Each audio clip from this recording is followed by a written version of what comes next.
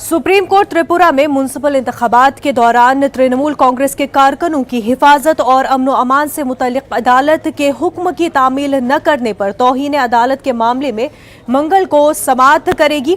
तृणमूल कांग्रेस के वकील ने आज सुप्रीम कोर्ट में जस्टिस DY चंद्रचूड़ की बेंच के सामने कहा है कि अदालत के हुक्म के बाद भी त्रिपुरा में अमनो अमान की सूरत हाल दिन ब दिन बिगड़ती जा रही है।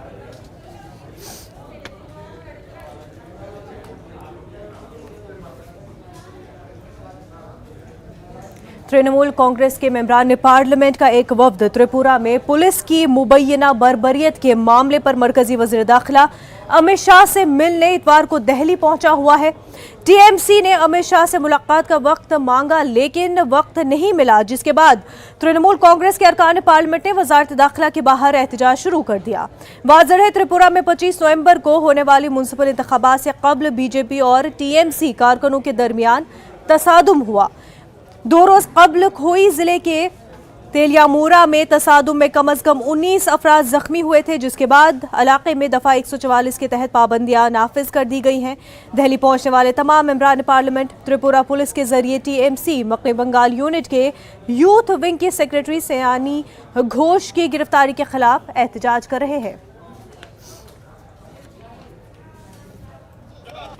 हम ये चाह रहे हैं कि कम से कम ये जो त्रिपुरा है ये देश के अंदर है, ये संविधान के तहत चले। यहाँ पुलिस गुंडागर्दी पर उतर आया है और यहाँ जो है वहाँ ये भाजपा का सरकार होम मिनिस्टर है। अगर वहाँ सरकार ठीक से वो ये हैंडल नहीं करती तो सबके अकॉर्डिंग टू कॉन्स्टिट्यूशन कम से कम होम मिनिस्टर को इंटरफेयर करे। त्रिपुरा की सरकार को बर्खास्त किया जाए क्योंकि वहाँ गुंडा राज कायम किया है विप्लव देव ने। और अमित शाह से हम लोग मिलना चाहते थे, अमित शाह हम लोगों से मिलने से इनकार कर दिया। इसके खिलाफ उनकी दफ्तर के सामने हम लोग प्रदर्शन कर रहे हैं। कुछ नहीं, त्रिपुरा में बात था, सुप्रीम कोर्ट ने वर्डिक्ट दिया था कि अगर ऑपोजिशन पार्टी उधर लड़ना चाहेंगे तो उसको पॉलिटिक्स प्रैक्टिस करने का हक है। तो इसीलिए त्रिपुरा में हम म्यूनिसिपैलिटी इलेक्शन में लड़ रहे हैं, लेकिन मोदी अमित शाह जी शायद डर गए, विप्लव देव शायद डर गए, इसीलिए म्यूनिसिपैलिटी इलेक्शन में हमारा छोटा पार्टी पहले बार चुनाव लड़ने गया, उसको भी रोक रहे हैं। तो क्या करेंगे? इसीलिए हमने यूनियन होम मिनिस्टर का अपॉइंटमेंट मांगा था काल से कि सुप्रीम कोर्ट का वर्डिक्ट क्या वो नहीं मानेंगे, इसीलिए। लेकिन हमको दिखाई दिया कि 24 घंटा उस पर हो गया, लेकिन यूनियन होम मिनिस्टर अपॉइंटमेंट नहीं दे रहा है MPO को। We are all elected MPs, so we have come to straight the home ministry in front of home ministry office and we seek demand, we seek justice. Mamata Banerjee आज दिल्ली पहुंचेंगी। 4 रोजा दौरे पर मकनी बंगाल की वज़ीर आला ममता बनर्जी दिल्ली पहुंचेगी। ममता बनर्जी शाम तक दिल्ली पहुंचने वाली हैं। तीसरी बार मकनी बंगाल की वज़ीर आला बनने के बाद ये उनका दिल्ली का दूसरा दौरा है। दौरे के दौरान ममता बनर्जी वज़ीर आज़म नरेंद्र मोदी से मुलाकात करने वाली हैं। ममता बनर्जी मरकजी वज़ीर दाखिला अमित शाह से भी मुलाकात कर सकती हैं। ताहम दिल्ली पहुंचने पर वो पहले पार्लिमानी पार्टी के साथ मीटिंग करेंगी। वज़ीर आज़म नरेंद्र मोदी से मुलाकात में रियासत के मुतालबात के साथ साथ रियासत के सरहदी इलाकों में BSF की मौजूदगी बढ़ाने के मामले पर भी बातचीत मुतवक्के है। ज़राए के मुताबिक मगरबी बंगाल की वज़ीर आला वज़ीर आज़म से मुलाकात में बराह रास्त अपने एतराज़ात उठा सकती हैं।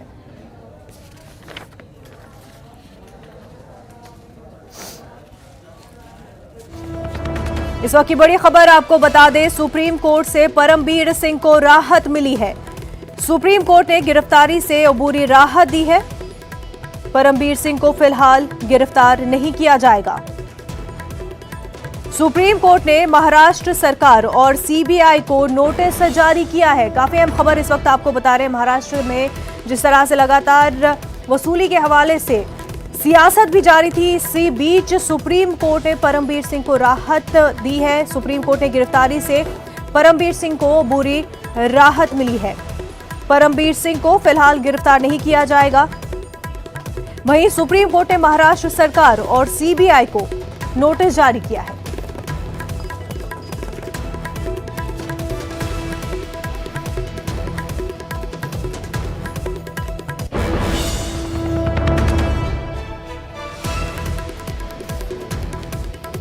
तो आपको बता दें कि महाराष्ट्र में जिस तरह से परमबीर सिंह और वसूली के हवाले से सियासत जारी है, जहां पर बीजेपी हमलावर है और ये कह रही है कि महाराष्ट्र सरकार की जानिब से किस तरह से वसूली की जा रही थी। वहीं महाअघाड़ी सरकार का भी ये कहना है कि किस तरह से इंटेलिजेंस एजेंसियों को का गलत इस्तेमाल करते हुए बीजेपी मरकजी सरकार जो है वो महासरकार को फंसाने की कोशिश कर रही है, महाराष्ट्र सरकार के वजीरों को फंसाने की कोशिश कर रही है। इस बीच एक अहम कड़ी परमबीर सिंह के हवाले से इस वक्त की बड़ी खबर आपको बता रहे हैं। सुप्रीम कोर्ट से परमबीर सिंह को राहत मिली है, गिरफ्तारी से अबूरी राहत दी है सुप्रीम कोर्ट ने। फिलहाल परमबीर सिंह को गिरफ्तार नहीं किया जाएगा। महाराष्ट्र सरकार और सीबीआई को सुप्रीम कोर्ट ने नोटिस जारी किया है।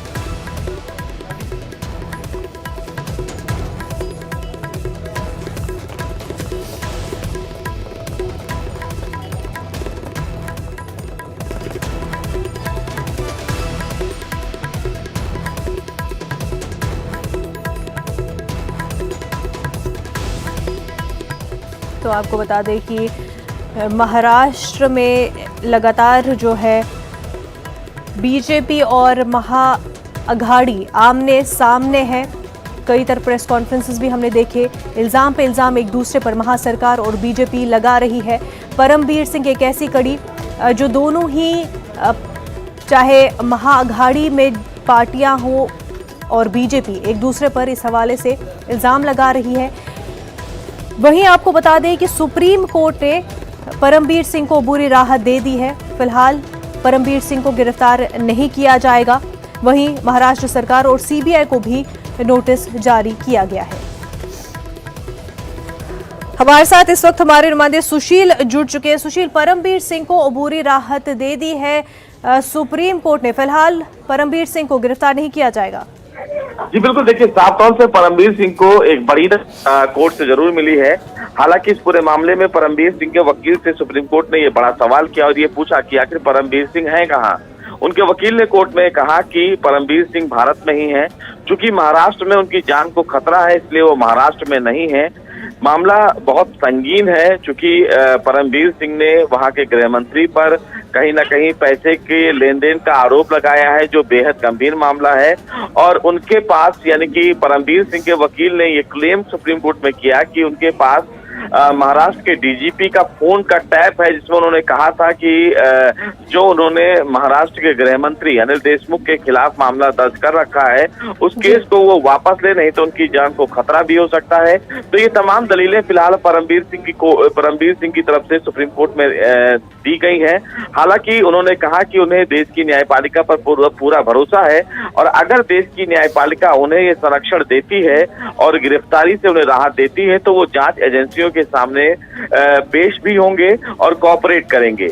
हालांकि कोर्ट ने इस पूरे मामले में सुनवाई के दौरान एक जिज्ञासा भी व्यक्त की और ये कहा कि जिस तरह तमाम दलीलें कोर्ट में दी गई हैं और तमाम बातें जिस तरह कही जा रही हैं, इससे ये लग रहा है कि मामला बेहद गंभीर है। और सबसे महत्वपूर्ण बात इस मामले में ये है कि जिस तरह की चीजें फिलहाल परमबीर सिंह कह रहे हैं, तो ऐसे में पुलिस ही अगर पुलिस के तमाम जो आला अफसर हैं उन्हें ही जान को खतरा है तो देश की स्थिति कहीं ना कहीं सोचने वाली है। और इसीलिए सुप्रीम कोर्ट ने फिलहाल परमबीर सिंह को एक बड़ी राहत दी है, यानी कि गिरफ्तारी से उन्हें राहत प्रदान किया है और ये कहा है कि इस पूरे मामले को लेकर वो कहीं ना कहीं आगे की सुनवाई करेंगे।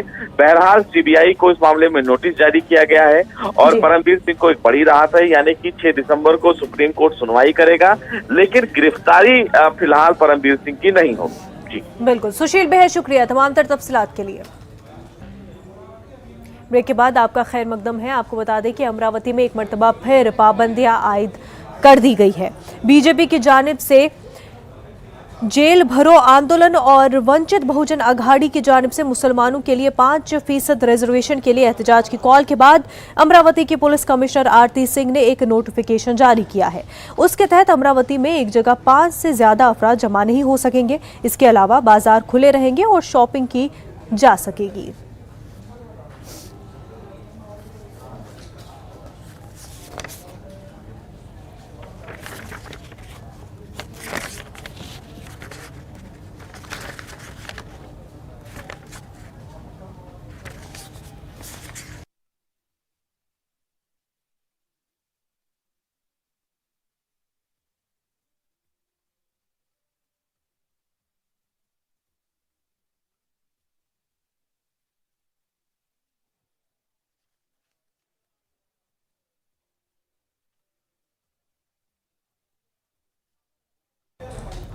सदर जमहूरिया हिंद रामनाथ कोविंद ने पीर को हिंदुस्तानी फजाइये के ग्रुप कैप्टन अभिनंदन वर्धमान को वीर चक्र से नवाजा है।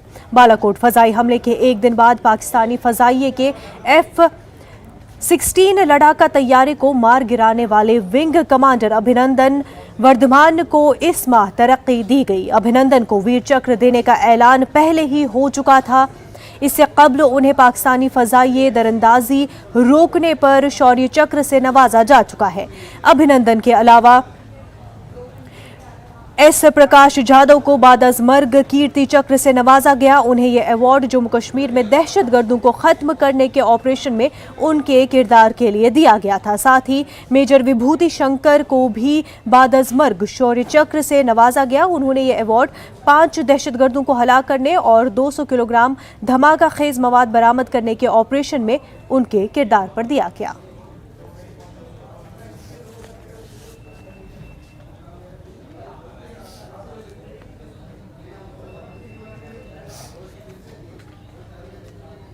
मध्य प्रदेश में मुस्लिम तशखीस के नाम को बदलने की सियासत अपने उरूज पर पहुंच गई है। हबीबगंज स्टेशन का नाम बदलकर रानी कमलापति स्टेशन रखने का मामला अभी सर्द भी नहीं हुआ था कि मध्य प्रदेश के सबसे बड़ा सरकारी हमीदिया अस्पताल और हबीबगंज थाने का नाम भी बदलने की तहरीक शुरू हो चुकी है। वाज़ेह है कि हमीदिया अस्पताल का नाम भोपाल रियासत के आखिरी फरमानरवा नवाब हमीदुल्लाह खान के नाम पर रखा गया था और ये नाम इंज़माम रियासत की रूह से रखा गया था। उसी तरह हबीबगंज का इलाका नवाब भोपाल के भतीजे हबीबुल्लाह खान को जागीर के तौर पर दिया गया था और उसी इलाके में पुलिस थाना कायम होने से उसका नाम हबीबगंज थाना और स्टेशन कायम होने से हबीबगंज स्टेशन रखा गया था। वज़ीर दाखिला डॉक्टर निरोत्तम मिश्रा का भी ये कहना है कि नाम बदलने को लेकर उन्हें मेमोरेंडम दिया गया है। हमीदिया अस्पताल का नाम बदलकर डॉक्टर NP मिश्रा अस्पताल रखने की तजवीज़ MP बीजेपी ने की है। आपको बता दें कि मुस्लिम तंजीमों ने नाम बदलने पर अपना सख्त रद्द अमल का इजहार किया है।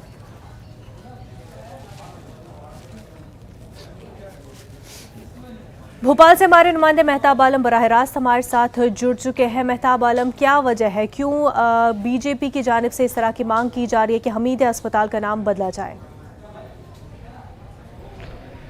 मुनज़्ज़ा, ये मांग कोई नई नहीं है, मांग पहले भी होती रही है, लेकिन जब से इक़्तिदार में चौथी बार वज़ीर आला शिवराज सिंह आए हैं, इस तरह के नाम बदलने की सियासत में जो एक होड़ सी लग गई है। कभी जो इस्लाम नगर के नाम बदलने की बात होती है, कभी जो ईदगाह हिल के नाम बदलने की बात होती है, लेकिन जब से यह वज़ीर आज़म नरेंद्र मोदी 15 नवंबर को जब भोपाल आए थे, उन्होंने हबीबगंज स्टेशन का नाम बदलकर रानी कमलापति स्टेशन किया था। उसके बाद से कुछ और भी तरीके शुरू हो गई हैं। अब जो है भोपाल के जो सबसे बड़ा हॉस्पिटल है जिसे हमीदिया अस्पताल कहा जाता है, इसका नाम नवाब भोपाल हमीदुल्लाह खान और रियासत भोपाल और इंडियन यूनियन के बीच जो एग्रीमेंट हुआ था उसकी रोह से रखा गया था। इस पर बातचीत करने के लिए हमारे साथ मध्य प्रदेश जमीयत उलमा के साथ हाजी मोहम्मद हारून साहब मौजूद हैं। उनसे हाजी साहब, अब नए नए नाम बदलने की जो है बात हो रही है, अब हमीदिया का नाम बदलकर NP मिश्रा रखने की बात की जा रही है। बिस्मिल्लाहिर्रहमानिर्रहीम। देखिए, हमारा मुल्क गंगा जमनी तहजीब का एक बेहतरीन नमूना रहा है हमेशा से और इंशाअल्लाह हमेशा रहेगा। हिंदुस्तान के अंदर बहुत बड़े बड़े लोग पैदा हुए और हम ये भी उम्मीद करते हैं आइंदा भी होते रहेंगे और उन बड़े लोगों के नाम से नाम रखे जाते हैं। नामों को कभी कभी बदला भी जाता है और कभी कभी नई जगहों के नाम पे डेवलप किया जाता है, कभी किसी के नाम पर, कभी किसी के नाम पर। लेकिन जब ऐसा लगता है कि ख़ास ज़हनियत भगवाकरण के नाम पर जो है ये सब करने की कोशिश की जा रही है, तो ये हिंदुस्तान की गंगा जमनी तहजीब को मिटाने की एक नाकाम कोशिश है और मैं समझता हूँ इसमें फेल होंगे वो ये लोग, क्योंकि हिंदुस्तान की 95% अवाम जो है मुल्क में इत्तेफाक, इत्तेहाद, भाईचारा, अमन चाहती है और उनमें है भी ये सब मजबूती के साथ। तो हमीदिया अस्पताल भोपाल का एक तारीखी नाम है। उसके बाद गांधी मेडिकल कॉलेज उससे जोड़ा गया, तो गांधी मेडिकल कॉलेज भी रहा और हमीदिया अस्पताल भी रहा। तो कभी गांधी मेडिकल कॉलेज को हमीदिया मेडिकल कॉलेज करने की कोई मांग आई, न गांधी मेडिकल कॉलेज को हमीदिया हॉस्पिटल करने की मांग आई। यानी हम लोगों ने सब चीज़ों को तस्लीम करते हुए आगे बढ़ गए और मुल्क को आगे बढ़ाने की कोशिश की कि हमारा मुल्क तरक्की करता रहे, मुल्क आगे बढ़ता रहे। लेकिन अभी अभी जिस तरह से माहौल खराब करने की कोशिश की जा रही है, अक़लियतों का दिल दुखाने की कोशिश की जा रही है, ये काबिल मजम्मत है और मध्य प्रदेश सरकार और मुल्क की सरकारों को जो है गौर करना चाहिए। ये नहीं गौर करना चाहिए क्या इसको मुस्लिम तंजीमों की कोई मीटिंग बुला के जमीयत बात करें? हम इस तरह की कोशिशों की मजम्मत करते हैं और हम मुश्तरका एक मीटिंग जमीयत उलमा मध्य प्रदेश के ज़ेर एहतमाम बुलाएंगे और उसमें भी हम हुकूमत से मांग करेंगे कि ये तरीका ठीक नहीं है। आपको किसी बड़े आदमी का नाम रोशन करना है तो जरूर करिए, बिल जरूर करिए, जिसने भी खिदमत दी हैं, लेकिन ये तो नहीं होना चाहिए जिसने पुरानी खिदमत दी है उनकी खिदमत को हम पानी भर दें और नए लोगों को खड़ा कर दें, तो ये बहुत गलत बात है। हिंदुस्तान का नाम हमारा भारत भी है, हिंदुस्तान भी है, इंडिया भी है। भारत से भारत बना तो भारत के बाद भी बहुत लोग हुए हैं, तो भारत के नाम को हम श्री कृष्ण उनसे बड़े आदमी हुए हैं तो हम श्री कृष्ण के नाम पर रखने की मांग नहीं कर सकते। ये गौतम बुद्ध भी और बहुत बड़े आदमी हुए हैं, तो भारत को गौतम बुद्ध नहीं कर सकते, राजा अशोक के नाम से नहीं कर सकते। एक तारीखी हैसियत होती है, उस हैसियत को बरकरार रखा जाना चाहिए। देखा कि यहाँ पे जो मुस्लिम तंजीमें हैं सबका सख्त नाराजगी है और हुकूमत के जरिए जो इस तरह की कोशिशें की जा रही हैं और जो लोग इस पर जो शामिल हैं उसकी सख्त मजम्मत की जा रही है और आने वाले दिनों में जमीयत इस मामले को लेकर जितनी भी मुस्लिम तंजीमें हैं उसको लेकर एक मीटिंग बुलाएगी ताकि आगे का लाएमल तय किया जा सके। बिल्कुल मेहताब आलम, और सियासतदानों को ये भी समझने की ज़रूरत है कि नाम बदलने से किसी भी रियासत की किसी भी जगह की तरक्की नहीं होती है। मेहताब आलम, बेहद शुक्रिया, आपके साथ जुड़े मेहमान का भी बेहद शुक्रिया। आंध्र प्रदेश हुकूमत ने रियासत के 3 सदर मकाम के बिल को वापस लेने का ऐलान कर दिया है। एडवोकेट जनरल ने रियासती हाई कोर्ट को बताया कि हुकूमत 3 सदर मकाम के बिल को वापस लेने के लिए तैयार है। उन्होंने कहा कि रियासती काबीना की इमरजेंसी मीटिंग के बाद वजीर आला इसका बाकायदा ऐलान करेंगे।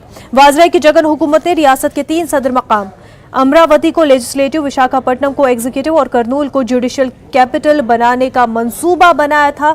अमरावती के अवाम हुकूमत के फैसले के खिलाफ है।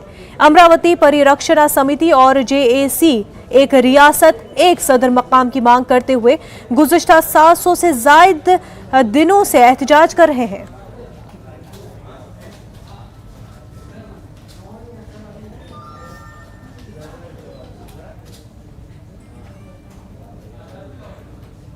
न्यूज़ रूम लाइव में फिलहाल इतना ही, हमें दीजिए इजाजत, आदाब।